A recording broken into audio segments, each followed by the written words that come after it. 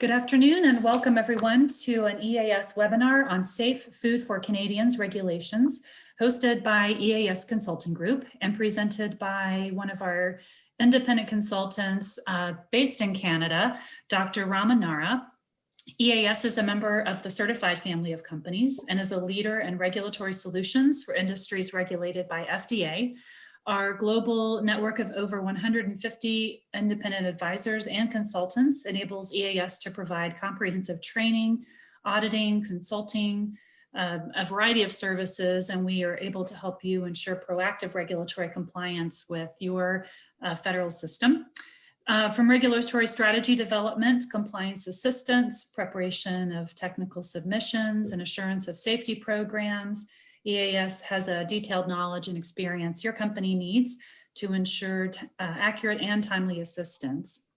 Today's presenter is independent consultant Dr. Ramanara, and he is a versatile and knowledgeable professional with over 35 years of management and manufacturing experience in the food, supplement, and pharmaceutical industries. He has wide-ranging experience in designing, developing, guiding, and auditing customized and standard product safety and quality system programs. And he has a think outside the box approach to solving complicated technical issues and problems that enable solutions for clients.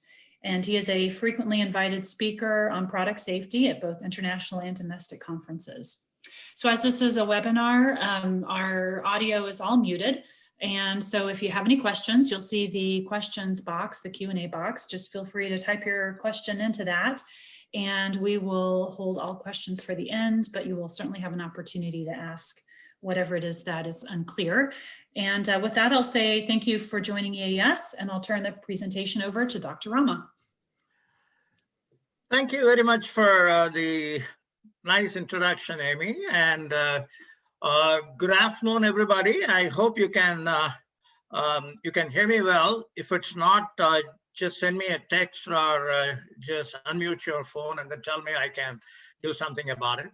So thank you very much, and welcome to the webinar on the Safe Food for Canadians regulation. So this is a new set of regulations enforced, rather it came into force in January 2019, almost 2 years old. And I know you have a lot of participation from United States, and I just went through the list of participants. A lot of people from United States and a few from other countries like Great Britain, France, India, then Italy, and even Jamaica. So I think you have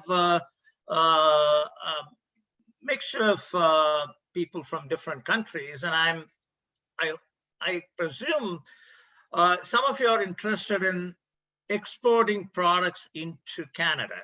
So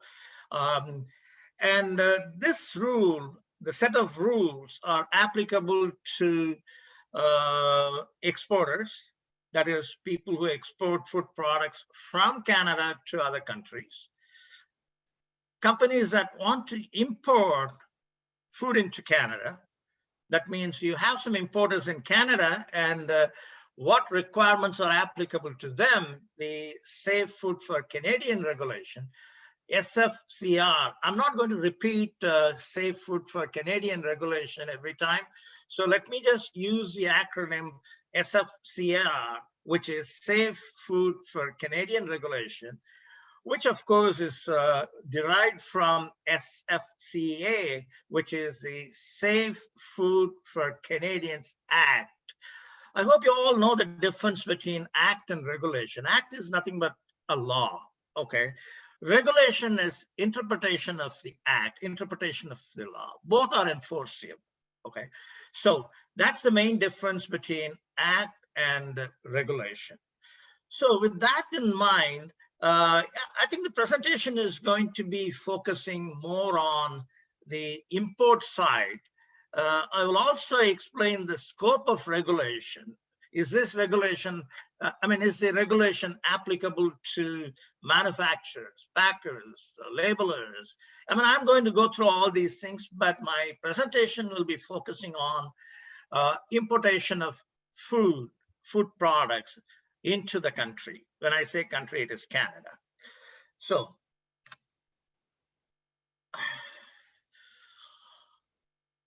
I will be covering these topics in my webinar, actually, okay? Something about food regulation in Canada, a bit of history about food regulations in Canada, okay? Before the Sfcr came into force. And what are the eating behaviors of Canadians? Because that influence, the eating behavior actually influences the purchasing of food. You all will agree, actually, right? So I'm going to take you through the eating behavior of Canadians. Then some number crunching, actually, import statistics. How much food do we import into Canada? And then what about new things in Sfcr? Okay, the whole of Sfcr is new. I mean, the whole regulation is new, which came into force on January 15, 2019. But there are some three important elements that actually stand out. So what are those things? And a 10-step approach to exporting food products to Canada. Okay, this is not a requirement. This is not part of the regulation, but I'm going to explain how can you facilitate exporting products, food products to Canada. Okay, and then the backbone of the whole thing, that is the preventive control plans for importers. Okay, the PCP, preventive control plan, that is applicable to everybody, importers, exporters, manufacturers, etc. So my presentation will be focusing on the PCP, Preventive Control Plan for importers. And if time permits, actually, then I will definitely go through something about food labeling, Canadian food labeling. So these are some of the topics I intend covering during this presentation, during this webinar. Okay. So let's see something about the history of Canadian regulation. Okay. Food processing technologies are rapidly undergoing a lot of changes globally. You will definitely agree with me on that, okay? And food supply chains are becoming more complex. In order to cope with the new technologies and face new challenges in the supply chain, particularly because we import food products from every other country, okay? It's not only Canada, but the United States, Europe, everywhere people are importing a lot of food products. So in order to cope up with the challenges, supply chain challenges, even food laws are also changing. Food laws and regulations are also changing. Okay. In Canada, the Federal Minister of Health is responsible for establishing policies and standards for, number one, food safety, and also for nutritional quality. Whatever is sold in Canada, I'm talking about food products.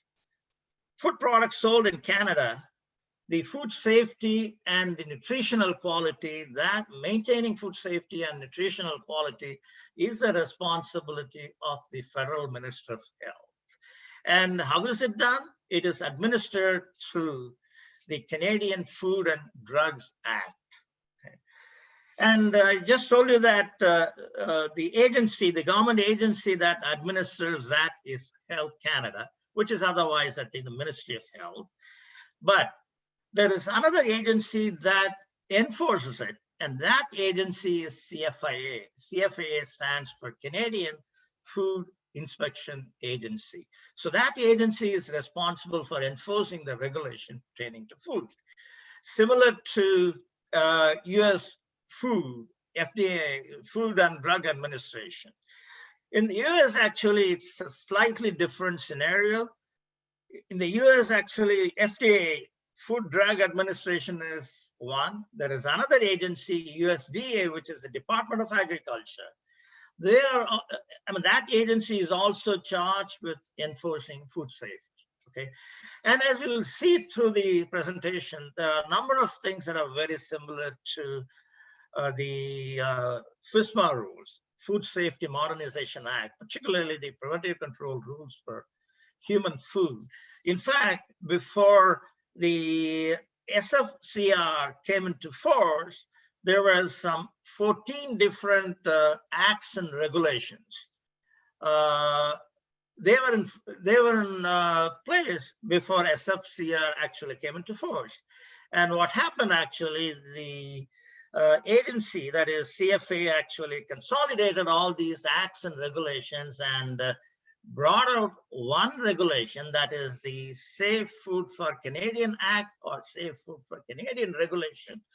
And it started enforcing from January 15, 2019. So what is the scope of the regulation? Sfcr. Sfcr is applicable to food for human consumption. Mainly it is for human food, including the ingredients used in the manufacturing of human food that is imported, exported, interprovincially traded, because in Canada, we call them provinces. There are 10 provinces, like in the United States, you call states, different states. Here we call them provinces, okay? And so this is applicable to food that is interprovincially traded also. And it is also applicable to the slaughter of food animals from which we derive meat products.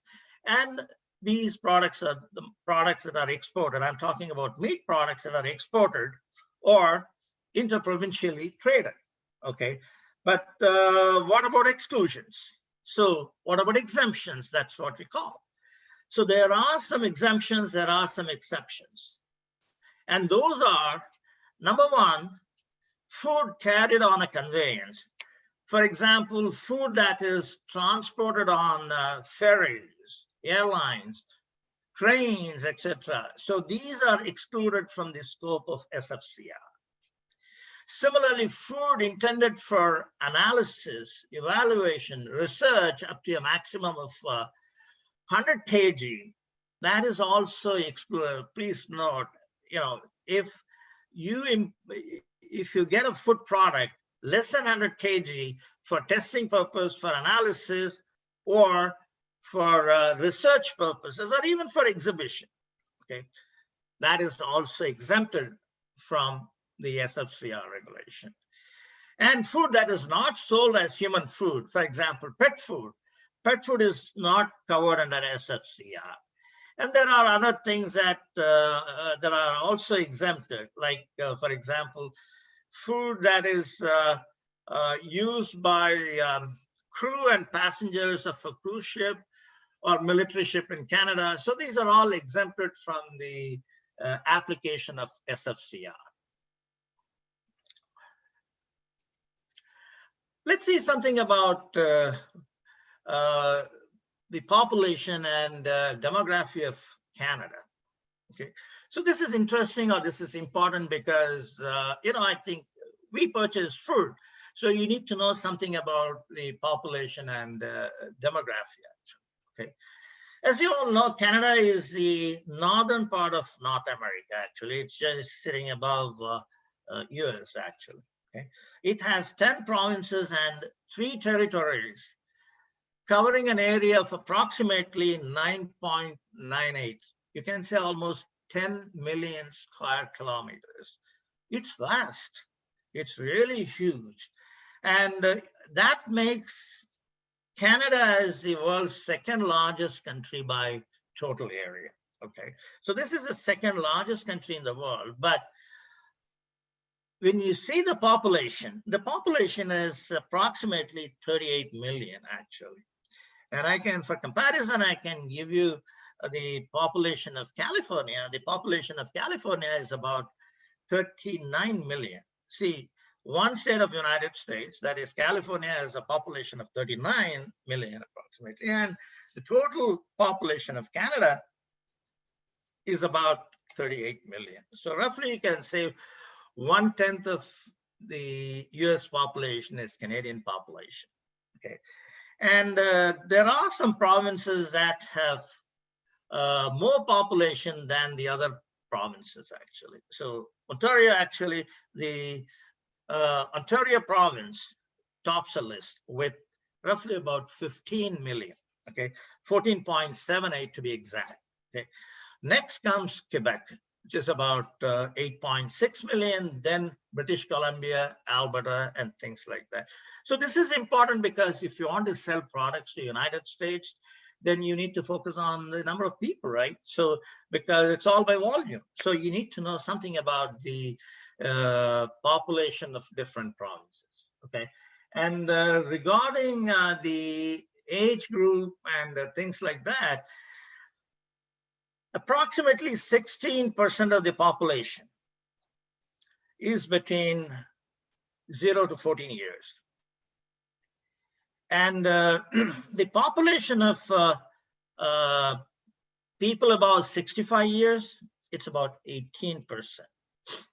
The remaining is between 14 and 65. Okay, so 18 plus 16, 34, almost 66% of the population they are in the age group 14 to 65. Okay. Now let's see something about the eating behavior of Canadians, actually. I mean, this is from a survey carried out in 2019. These are some statistics again, but this will give you some idea about the eating behavior of Canadians. Over 60% of Canadians actually eat breakfast every single day. Okay. And their main breakfast item is bagel. Bagel is the most important thing for Canadians.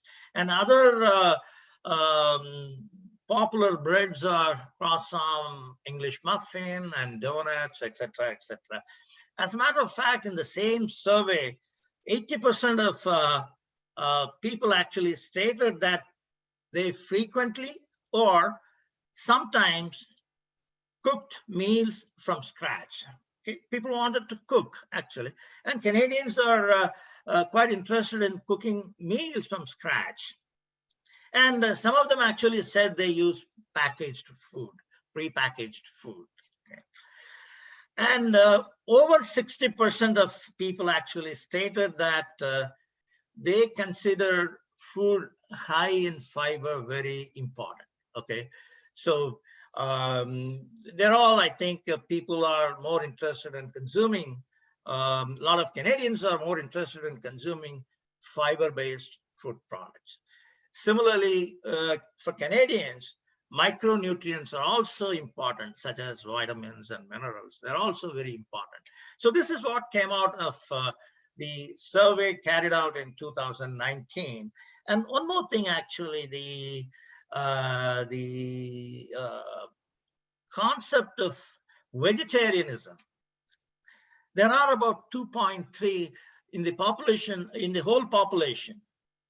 Some 2.3 million people are vegetarians, and almost 1 million, to be exact, some 850,000 people are vegans. People who do not consume even dairy products, egg products, they are vegans, right? So there is a good market for vegetable-based or vegetarian-based food products, actually. And most of the vegetarians, they reside in British Columbia or Ontario, actually. In fact, I think for the year 2022, it is projected that the sale of meat substitutes, where I think you replace actual meat with plant-based proteins, the market is forecasted to reach around $150 million. So it's a huge market, actually. So huge market for meat analogs or meat substitutes.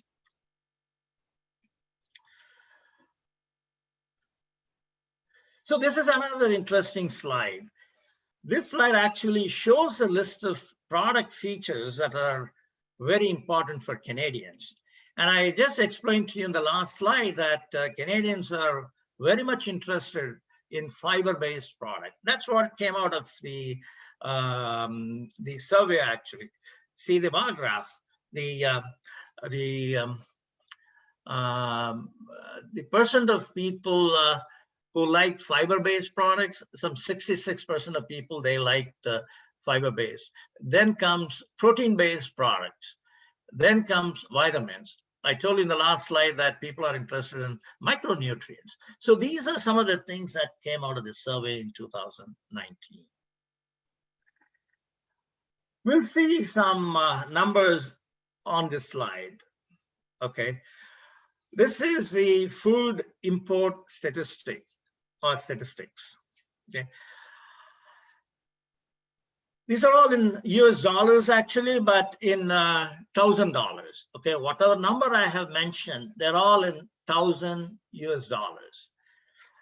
USA actually tops the list with some 61%, meaning 61% of food that is imported,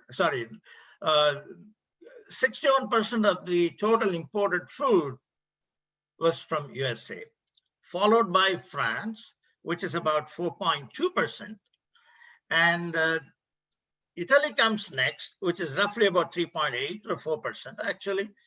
Then Brazil and China. But then you see the last row, which is 25.4% of food of the total import came from almost 100 plus countries. So that means that the population is quite cosmopolitan actually. So people import a lot of ethnic food in Canada. Almost 25% of the total import was from many, many countries like China, sorry, not China is already included, but India, Vietnam, Thailand, and name those countries. And I think all those countries are in that 25.4%.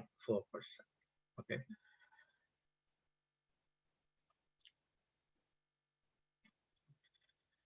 So, give me a second.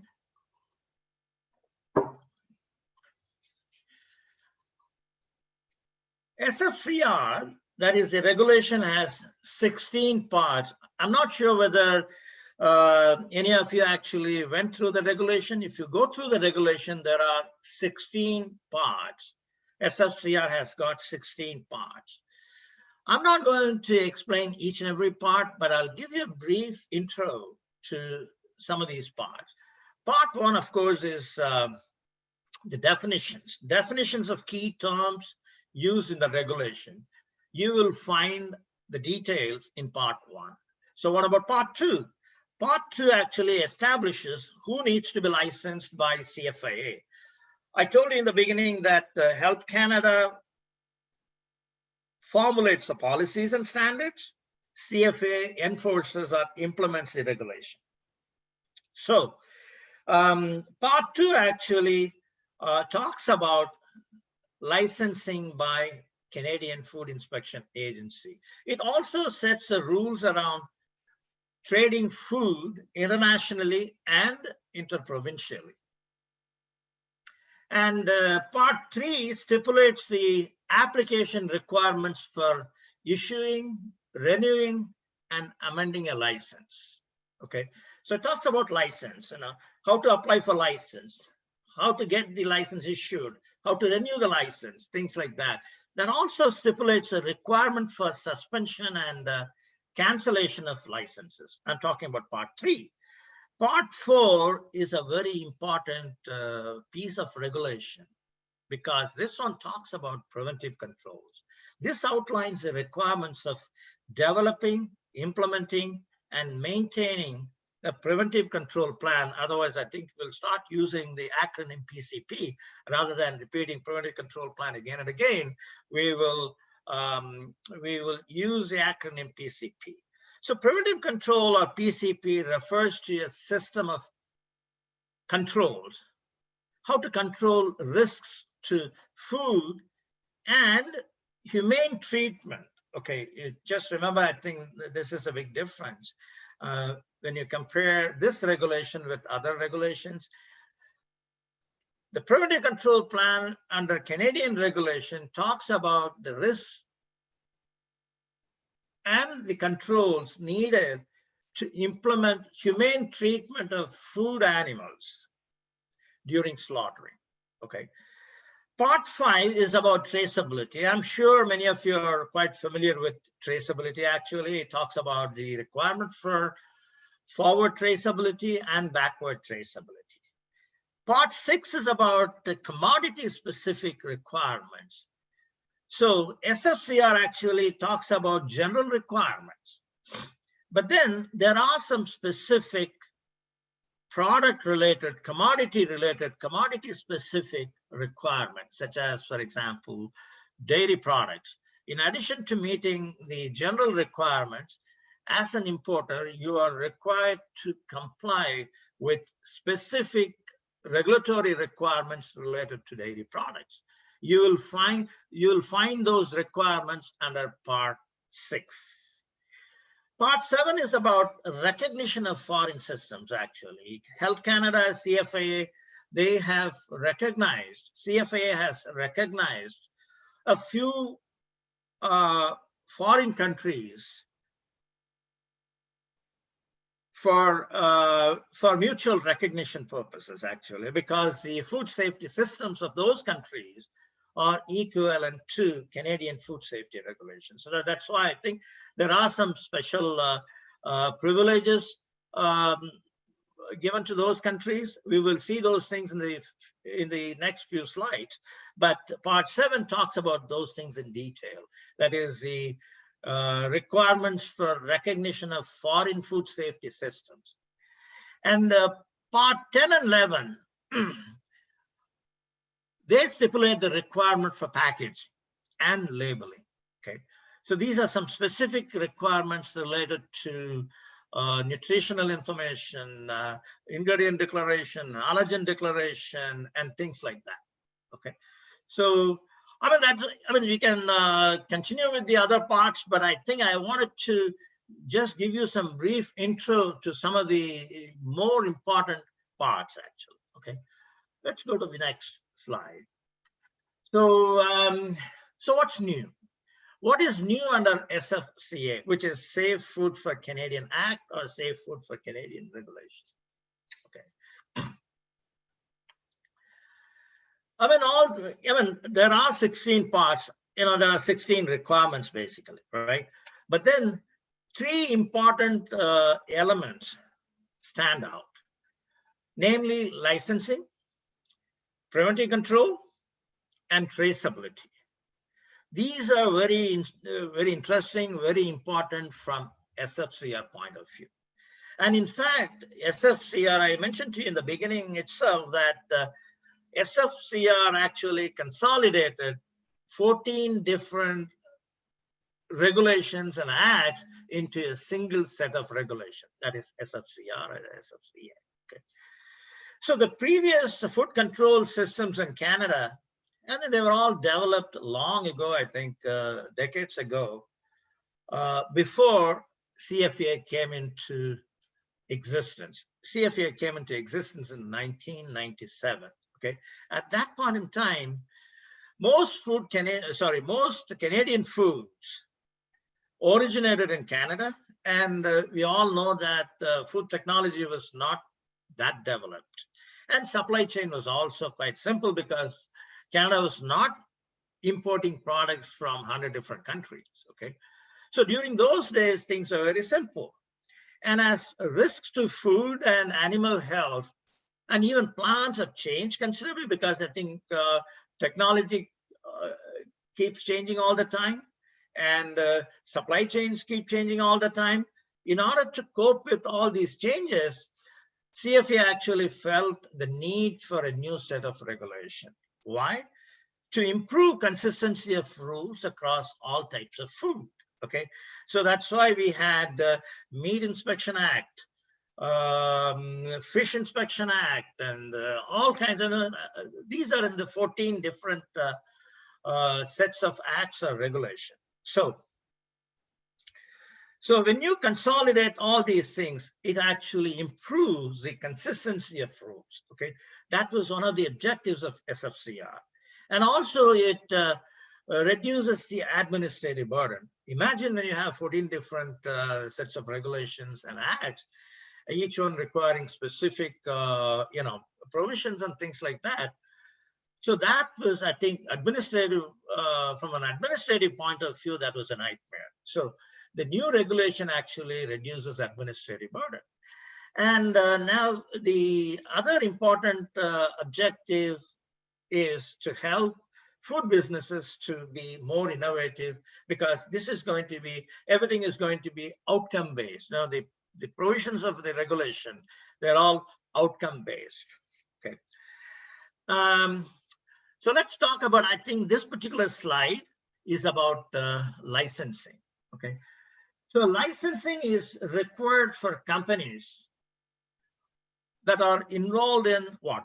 Importing food or food products. I told you the regulation is applicable to food products as well as to food ingredients that are imported or transported between different provinces.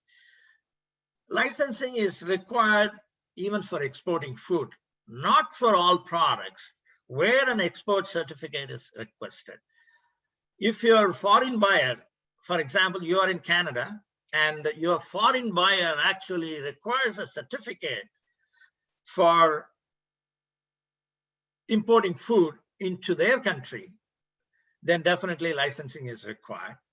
And then the license is required for manufacturing or processing or preserving, grading, treating, packaging, or labeling of food to be exported, again for export, or even for moving your food products across the provinces or territories. There are 3 territories in addition to 10 provinces. It's applicable even to slaughtering of animals. And it is also applicable, the scope is applicable to storing and handling of imported meat products. So if you are importing meat products from USA, for example, then definitely, and your importer is located in Canada, definitely they need to have a license, CFA license. So what does it do actually? License actually enables CFA to authorize companies or persons to conduct certain activities, to manufacture food, to package food, to label food, etc., etc. And also CFA collects information about their activities. What exactly do these manufacturers do? Okay, because when you go for licensing or when you go for license, you need to provide all kinds of information. So CFA collects all the information, they keep track of everything. And also CFA may take action, responsive action, when non-compliant activities are found. Say, for example, you had a recall, then CFA is going to be after you because they have all the details about your company. So that is why licensing is very important. Then let me talk about preventive controls. This is not, I'm not going to give you everything in detail, preventive controls, because I'll be talking about the preventive control plan for importers. I mean, in a later slide, there are a couple of slides actually, but this is just some brief intro to preventive control. Preventive controls actually describe key food safety control principles. And this is applicable, the key principles must be met by all food businesses. And then the regulation, this particular part 4 of Sfcr that talks about preventive control, they outline, or this particular part outlines the requirements for developing, implementing, and maintaining a written preventive control plan. This is very similar. I'm not going to say this is the same, but it's very similar to your preventive control rules for human food under FSMA. And the plan must document how a business actually meets the requirements for food safety, employee hygiene, health, and competence, and also consumer protection. So when I say consumer protection, is there any procedure for complaint? Is there a procedure for recall? All those things are included under consumer protection. But then the preventive control plan requirement is not applicable in a few cases. So there are some exceptions. So what are those things? If you're exporting food, if you're in Canada and exporting food or food products to other countries, other than meat products and fish, not requiring an export certificate. But then for meat and fish, if you are in need of an export certificate, then definitely SFCR is applicable. But if you're exporting food products other than meat and fish, then you do not need to implement a preventive control. Or business with less than 100,000 Canadian dollars. This is the gross annual food sale. Then you don't have to. If you're making less than 100,000 Canadian dollars per annum, then you don't have to implement preventive control plan. But one thing is that even if you don't need a preventive control plan, documented preventive control plan, you're still expected, you're still required to implement preventive controls such as sanitation and pest control.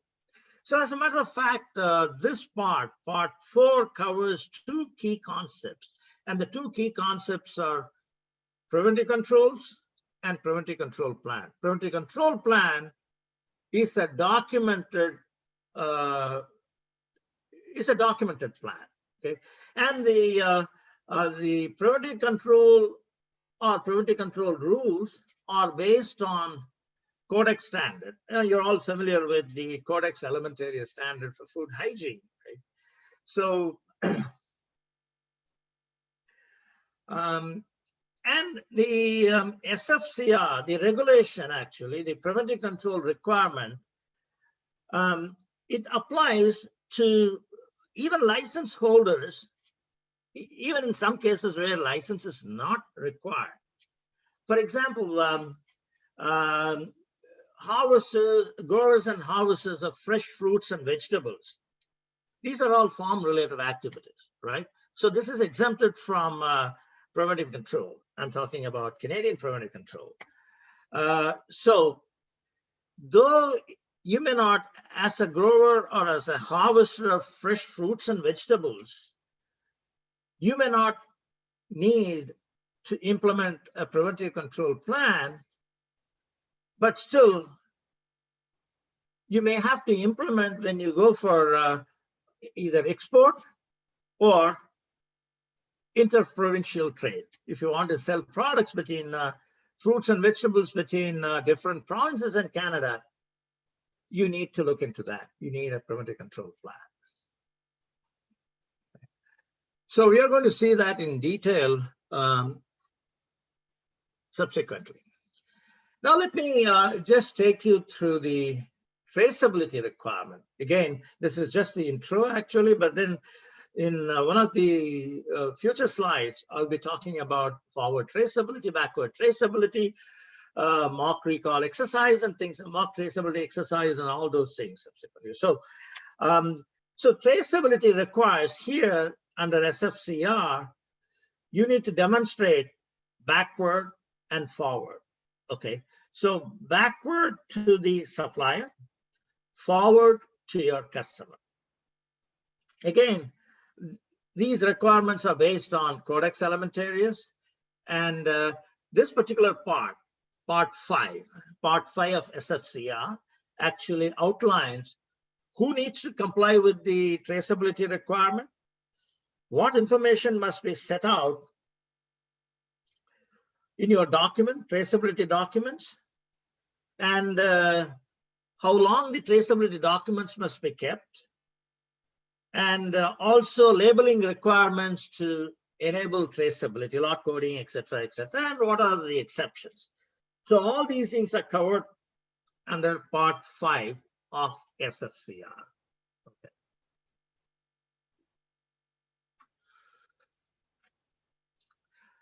Let me just walk you through the 3 principles for food importers. I mentioned in the beginning that this presentation is focusing on importers, although the regulations are applicable to a variety of other activities.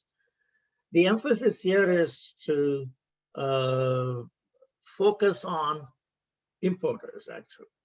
Okay, so CFA actually recommends 3 important principles before you import food into Canada.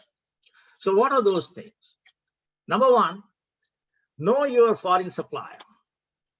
2, know your food. Then have a plan for importation of food. Please note that these 3 principles are not mandatory. Okay, this is just to facilitate importing food into Canada. Okay, these are not requirements under Sfcr. This is for you to understand, if you do all these things, you'll be able to import, or you'll be able to facilitate importation of food. As an importer, it is your responsibility to make sure the food you import is safe and that it meets the Canadian requirements. Okay, and yeah, there's a lot of similarities between FSMA FSVP, that is Foreign Supplier Verification Program. FSMA has got 7 rules. One of the rules is FSVP.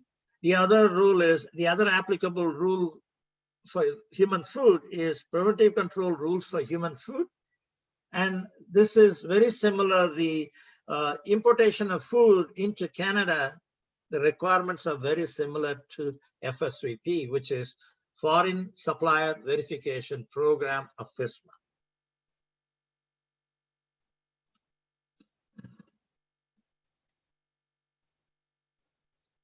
So what are those principles? Principle number 1, know your foreign supplier. First of all, I think you should have a good idea about your foreign supplier. Okay, that means what?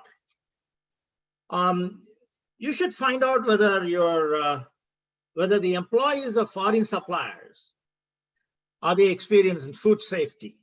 How do they control? How is your foreign supplier? I mean, I'm explaining all these things with the assumption that you are an importer. Okay, so you have to, as an importer, you have to ask these questions. How is your foreign supplier controlling the hazards? So do they have a PCP, preventive control plan in place? Okay. Have you told them, you as an importer, have you told them about the Canadian requirements? In addition to Sfcr, there may be other requirements applicable to your foreign suppliers. We are going to see some of these things later, okay? So you should ask these questions and get some answers. Now, the next one is about knowing your food. You should know many things about your food or food ingredients. Okay, so can you describe the food import? When I say the description, what does it mean? Can you name the food? Can you just tell me or tell us how much quantity are you going to import? What kind of lot coding? What kind of packaging? So you should know, these are the basic things about your food product, right? So then, have you identified potential risks? See, there is a difference. So this is applicable to you. You should, like you expect your foreign supplier to have detailed preventive control plan, or the controls they have in place to address their hazards.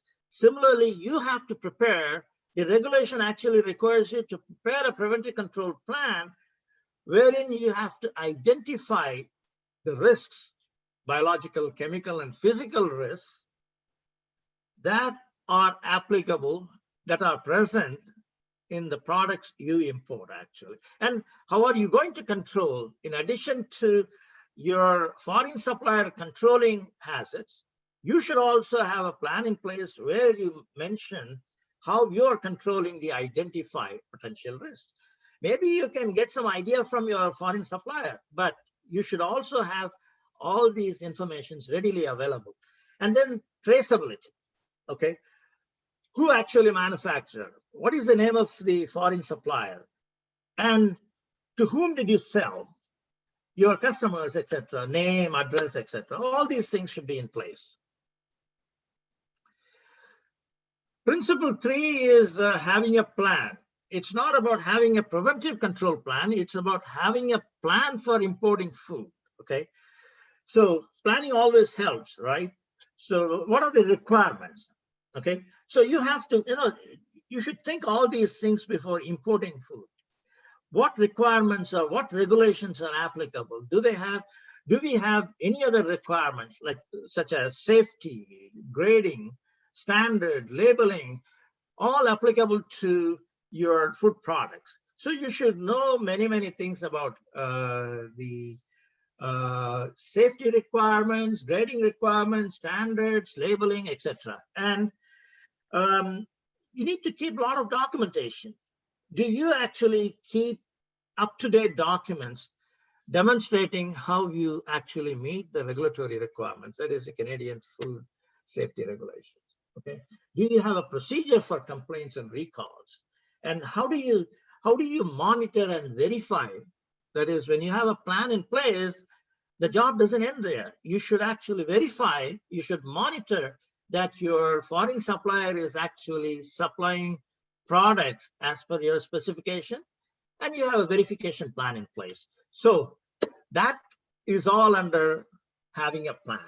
Okay, then let me walk you through the 10-step approach. I think it's almost 45 minutes, and yeah, probably I may need some more time. Anyway, let me just, I don't want to rush through, but at the same time, I think I'm somewhat time constrained. Let me quickly go over some of these slides, okay? Because there are some repetitions, but anyway, I'll try to skip some of these things. So this is a 10-step approach to importing food into Canada.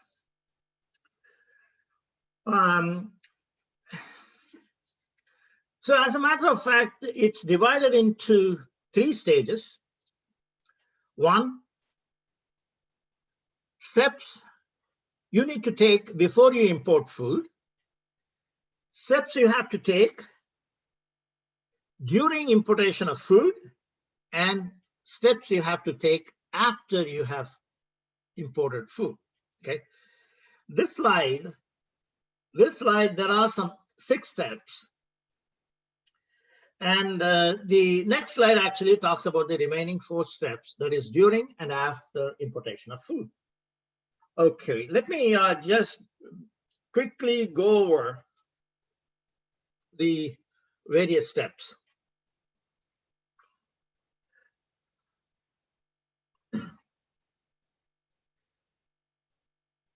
So this is about, this is step number 1, step 1, know your food. I already explained some of these things in the previous slide. Okay, I'm not going to repeat a few things.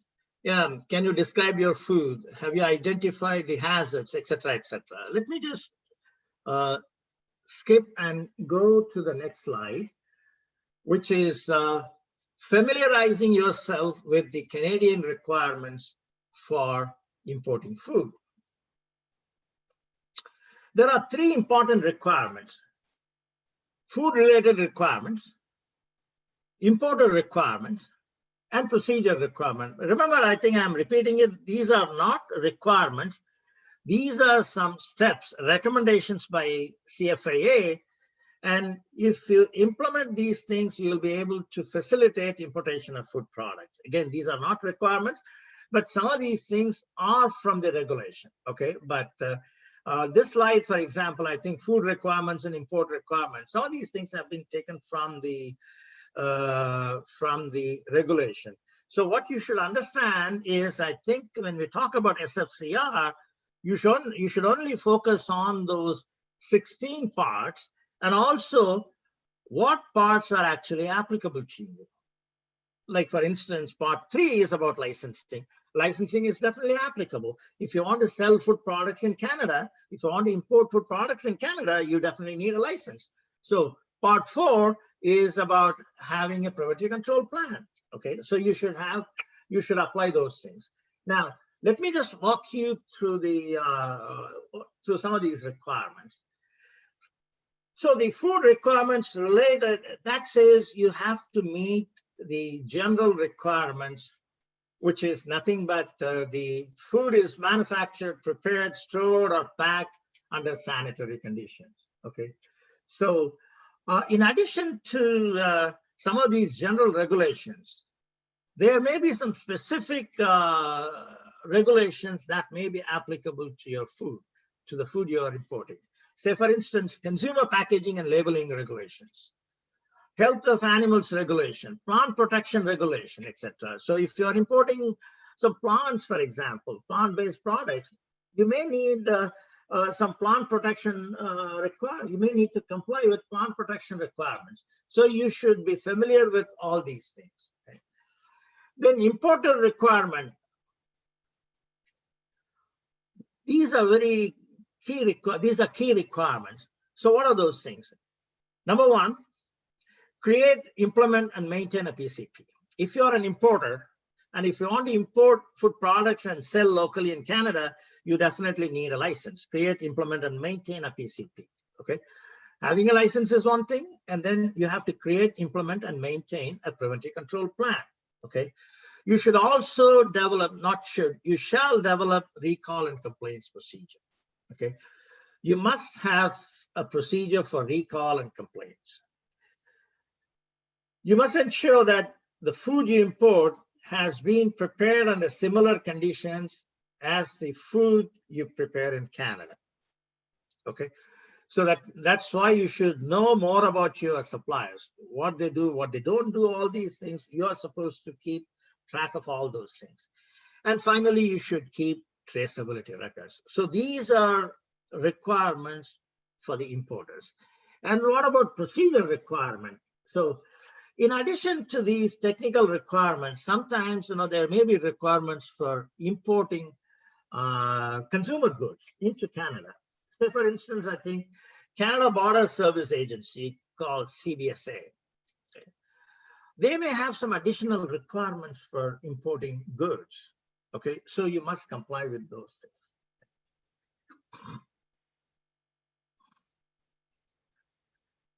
Step 3 is about selecting a foreign supplier.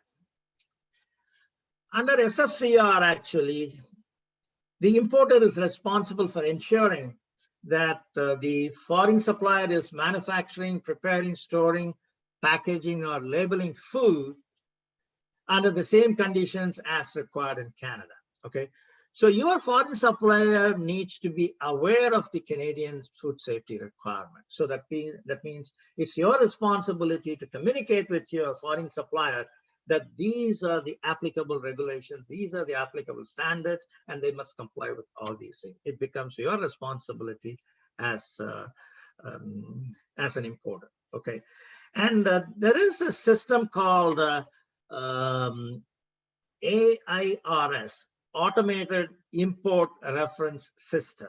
Okay, so this is nothing but this is a portal from where you can get information about importer requirement. In fact, I think this is on CFA website. You can register. You can register over there, and then you can access information, the requirements related to importation of food.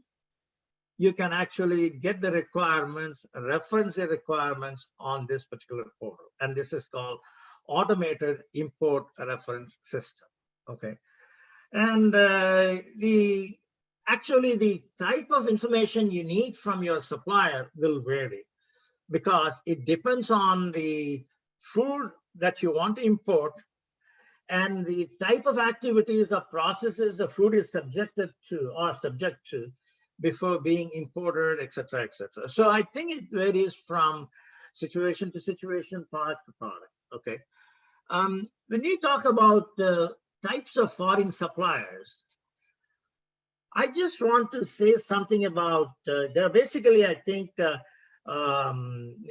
3 types of foreign suppliers. Number one, importing food from a foreign supplier in a country that CFIA has entered into recognition arrangement. Okay, an example of that is USA, for example, FDA. FDA, Health Canada, CFIA, they have an agreement in place. So this example belongs to this particular category, which is importing food from a foreign country, from a foreign supplier in a country that CFIA has entered into recognition arrangement. Okay. And then the second one is importing food from a foreign supplier that's part of an internationally recognized third-party certification program. Okay. So this talks about recognizing a foreign supplier with a third-party certification program. And the third one is, from a foreign supplier that's not subject to the 2 types I just mentioned. So I don't think we have the time to go through each and everything, but I just want you to remember that there are 3 types of foreign suppliers. CFA has recognized 3 types of foreign suppliers.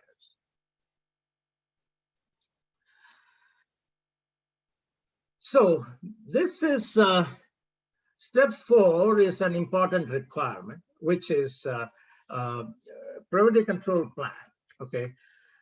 So a PCP is a written document that outlines the measures and controls taken to ensure the food is safe and fit for human consumption and complies with Canadian requirements. Okay. The PCP is a requirement of your import license. So that means you must prepare a PCP even before applying for a license. Okay, you cannot do it after applying. You will not be given a license at all without a PCP. Okay, as an importer, you should submit a PCP to CFAA to obtain a license. Okay, so you have to create and implement a preventive control plan. Okay, and then you should develop a complaint and recall procedure. I'm not going to spend much time on this because people are quite familiar with complaints procedure and recall procedure. It's not going to be very different from what you have in other countries. Basically, it says you have to have a complaint procedure and you have to have a recall procedure. And in the recall procedure, you should describe how the recall will be conducted and the name of the person who is responsible for maintaining the procedure. Okay, some senior person in the company. And the name of the person who is responsible for conducting the recall. So this information should be available in your recall procedure. Okay. So that's about the step 6 is apply for CFA license to import.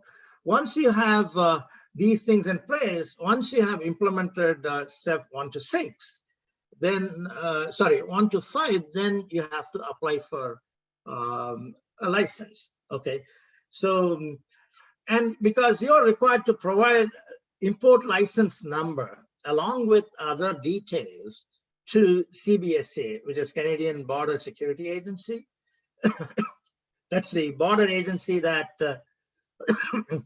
that will go through your documentation when your material arrives at the border. Okay, so you have to provide license number. You have to provide other required information to CBSA for each and every shipment.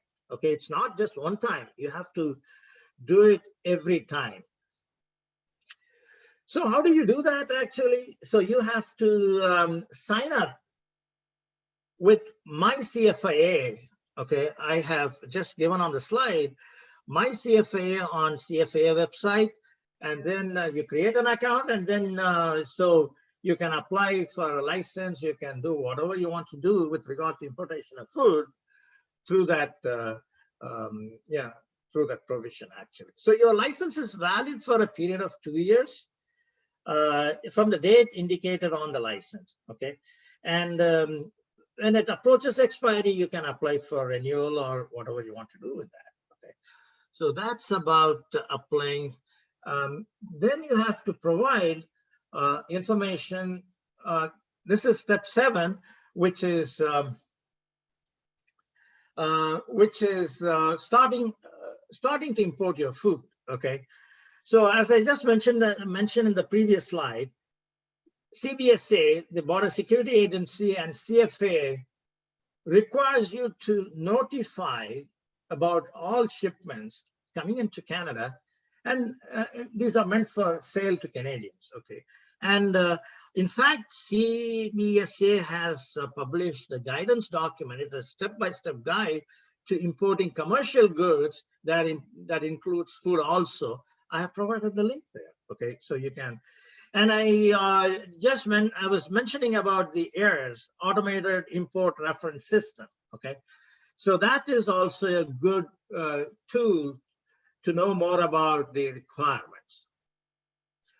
And keep traceability records, okay, which is on the next slide.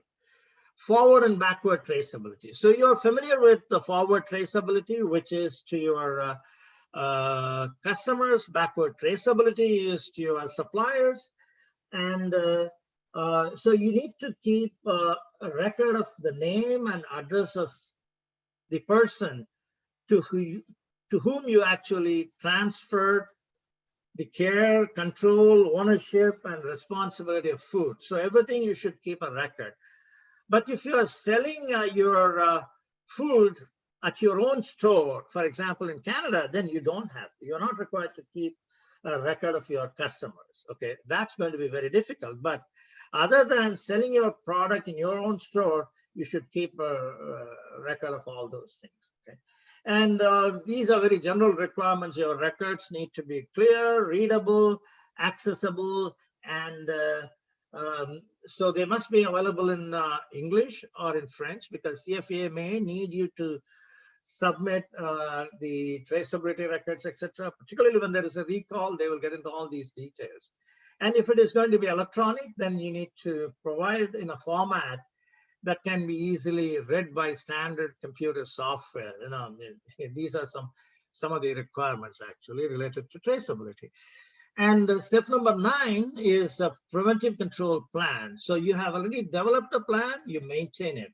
So basically it's a living document. So that means it's subject to change all the time.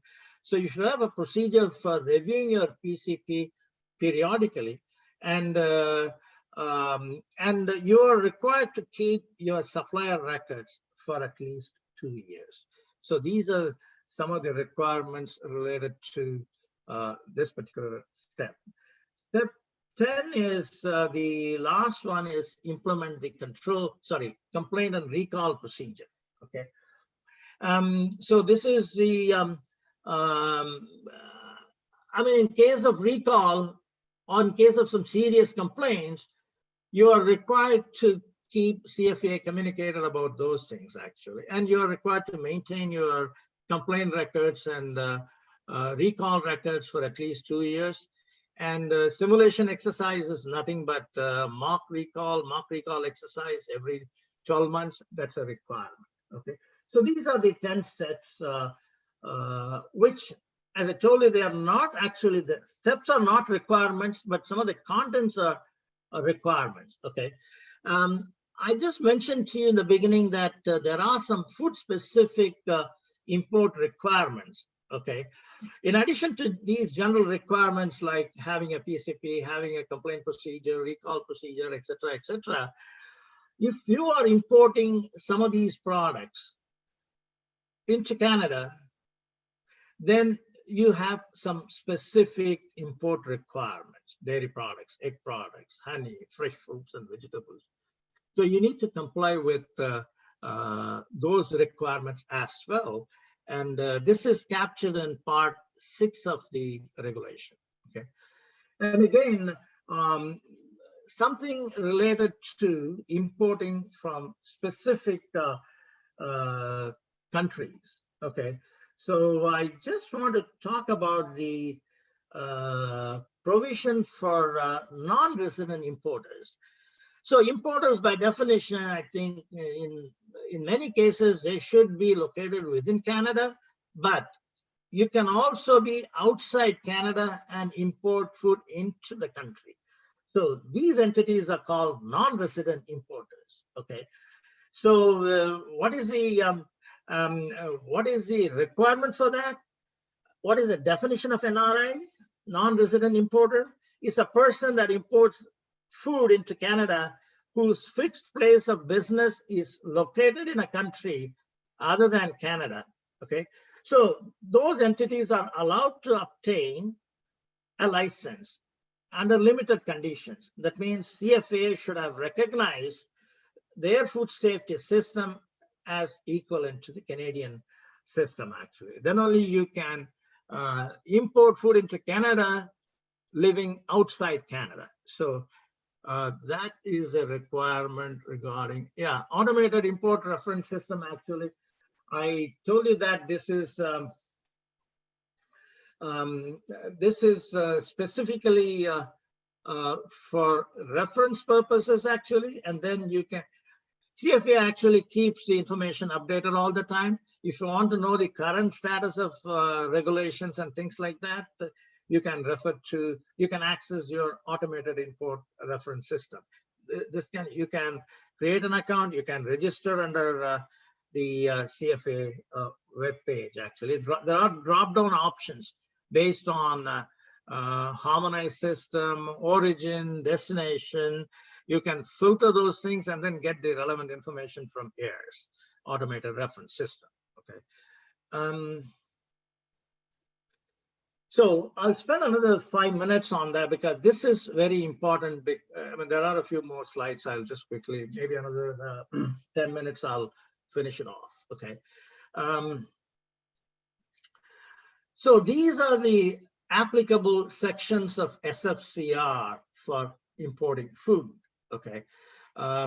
Description of consumer protection and packaging labeling controls.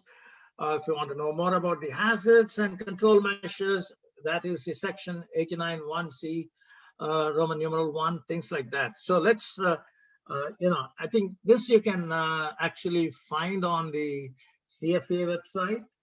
I will go to the next slide. Again, this is a requirement for PCP.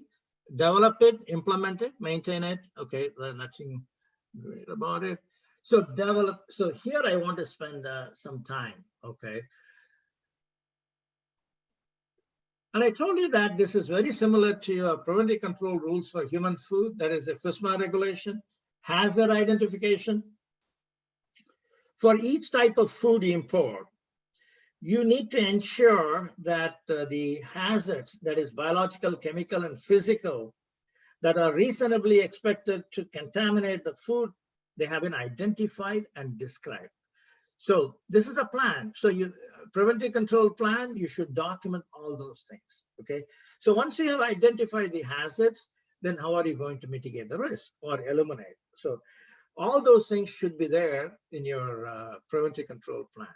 In the control measures, your preventive control plan needs to include evidence that there are some control measures in place. Once you have identified the hazards, it's not going to end there. So you have to come up with control measures and document, right?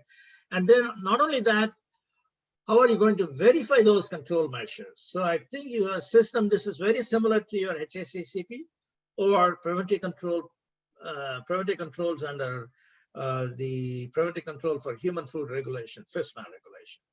So identify, control, and verify the control measures are effective. So these are the requirements. So your PCP should include all those things. And the other one is foreign supplier control. Because an importer is responsible for the safety of food manufactured by your foreign supplier, so you should make sure that they also have a preventive control system in place, similar to what you have.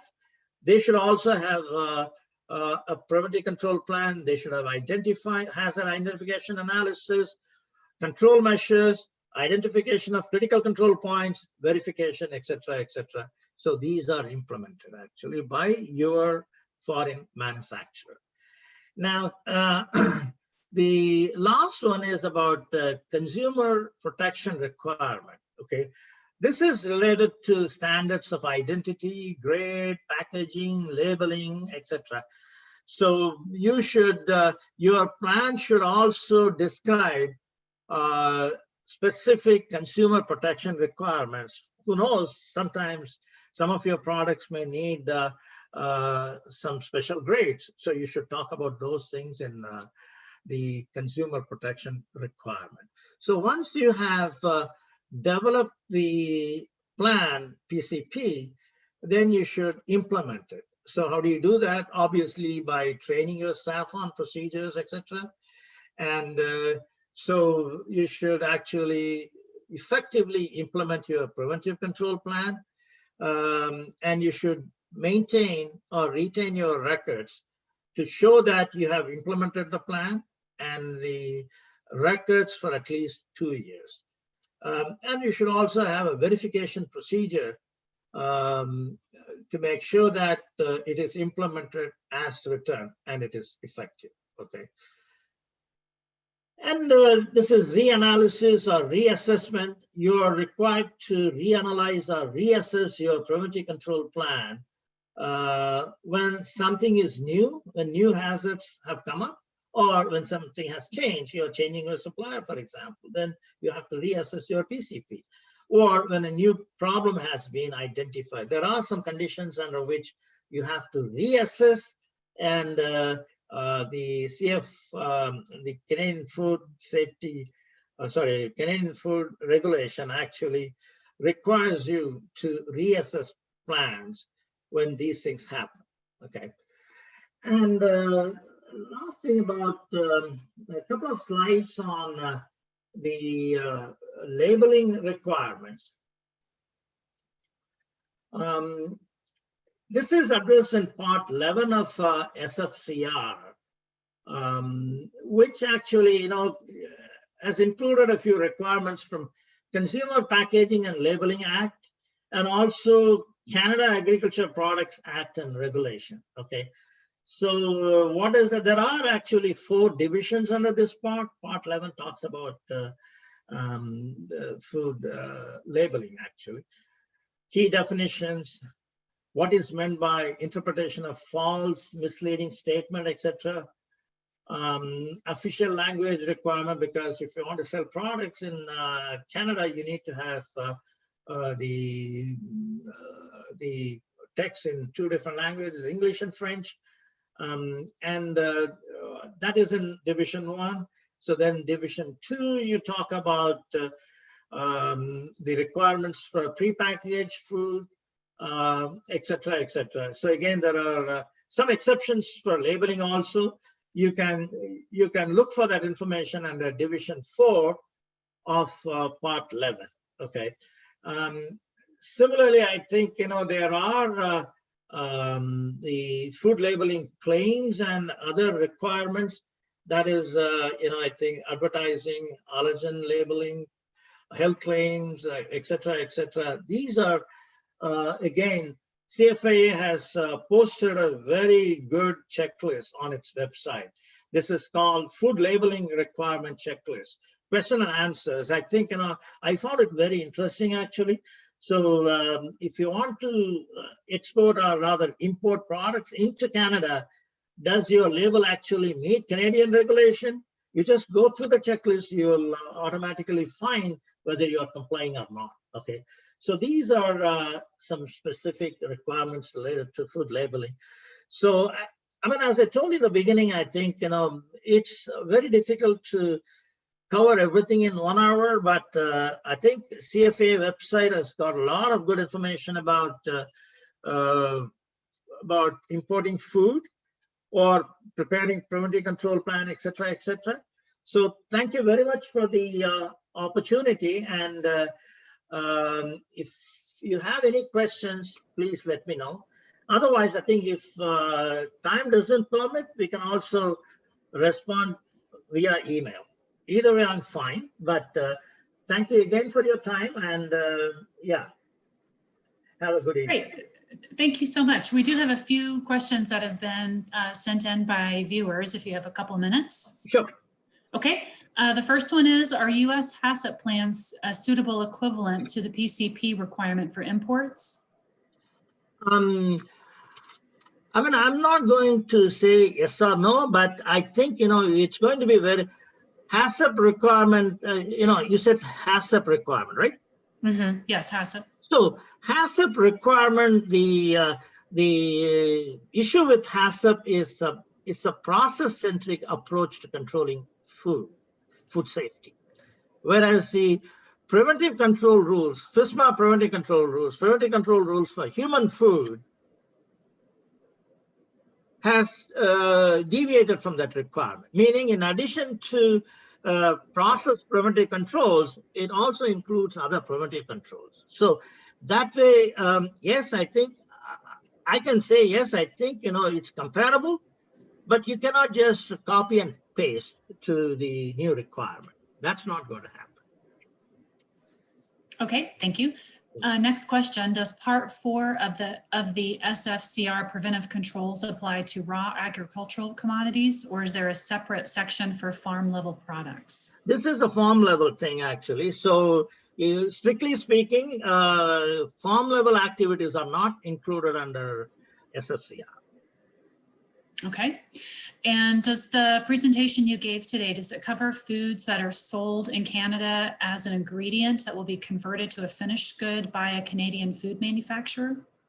Yes, I think if you're importing food ingredients, Sfcr is applicable, number one.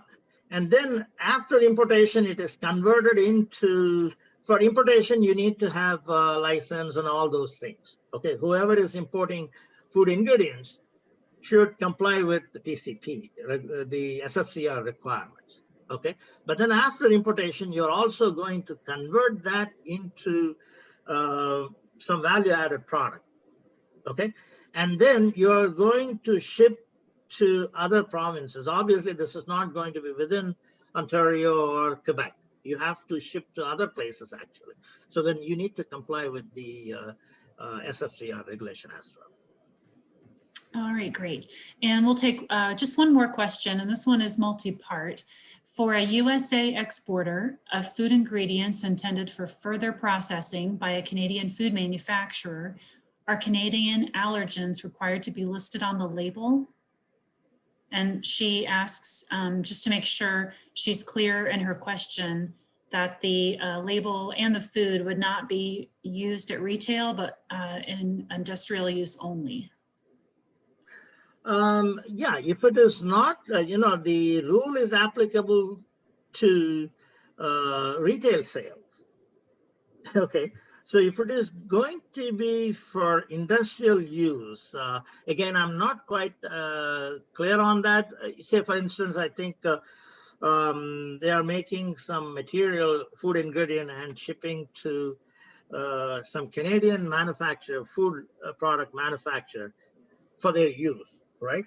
So if that is the case, you don't have to comply with the labeling regulations of Sfcr, but certain basic requirement like name of the ingredient, batch number, and set of ingredients, these are needed actually. Okay. But other than that, they don't have to comply with the provisions of Part 11 of Sfcr. Okay, and her follow-on question, is it up to the Canadian importer or the exporter to be knowledgeable of the Canadian allergen requirements? Both. Both, okay. Okay, the next question, if you wouldn't mind tabbing forward to the slide with your and Alan's contact information. We have somebody who had I guess you are, okay, never mind. Okay. You're using the slide deck that doesn't have That's correct. Yeah. Yep. Okay. Yeah. So in our follow-up, I'll make sure I provide the information with the contact info. Okay, great. Sorry about that. Thank you very much. Oh, that's okay. No worries. We can take care of it. And so let's see. There is one more. All right, we'll end definitely at 2:20. There's one more question that I hope is a quick one. And that is for businesses with 100,000 Canadian or less in gross annual food sales, are they exempt from PCP? let me understand that. So you have an importer locally, and then they make less than 100,000 a year gross. Is that correct? Yes, and the 100,000 would, her question, I guess, is really, is that 100,000 in Canada only, or is that 100,000 in sales globally? I think this is only locally, not globally. Okay. But I can reconfirm that. But as far as I know, it's only for the Canadian market. Okay, very good. So we will make sure we provide just a little bit more clarification there in our follow-up email, as well as Dr. Rama's and Alan Saylor, our food consulting senior director's email address. And I want to thank everyone for joining us today, and thanks for sticking with us. There's a lot of information to cover, and we appreciate your interest, and we appreciate you joining us. And of course, if EAS can be of help as you work with Canadian food regulations, we'll be more than glad to support your needs there. So thanks very much and have a good afternoon. And thanks, Dr. Rama, for your presentation. Yeah. Thank you very much. Thanks, everybody. Bye-bye. Bye.